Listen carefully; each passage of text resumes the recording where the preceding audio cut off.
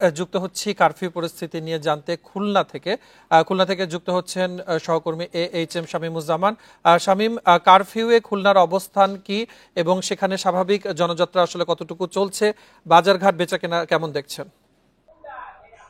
হ্যাঁ, কারফিউতে কিন্তু আজকের কথা যদি বলি, আজ সকাল 6টা থেকে রাত 10টা পর্যন্ত কারফিউ শিথিল করা হয়েছে।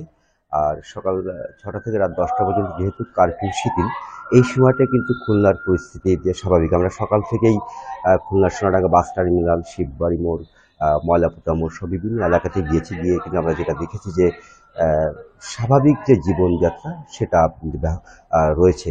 এবং সকাল থেকেই কিন্তু খুলনা সোনাডাঙ্গা বাস টার্মিনাল থেকে বিভিন্ন রুটেই যানবাহন ছেড়ে যাচ্ছে, এবং যানবাহন যে ছেড়ে যাওয়ার যে বিষয়টি সেটা কিন্তু স্বাভাবিক রয়েছে। অর্থাৎ আমরা যেটা দেখছি যে খুলনার পরিস্থিতি কিন্তু আস্তে আস্তে স্বাভাবিক হয়ে উঠছে। এবং আর এখানে আরেকটা কথা একটু বলে রাখি যে প্রতিদিনই কিন্তু খুলনাতে 1 ঘন্টা বেশি করে কিন্তু কারফিউ শিথিল করা হচ্ছে।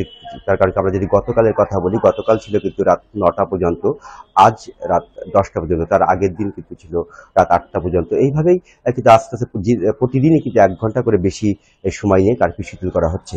আর একটা কথা যেটা বলি যে কারফিউ শিথিল থাকলেও কিন্তু আমরা যে দেখেছি খুলনার গুরুত্বপূর্ণ মোড় সড়কগুলোতে কিন্তু আমরা দেখেছি যে আইন শৃঙ্খলা রক্ষাকারী যে বাহিনীরা রয়েছেন তারা নিরাপত্তার দায়িত্বে রয়েছে, এবং তাদের যে টহল কিন্তু বেশ জোরদারই আছে।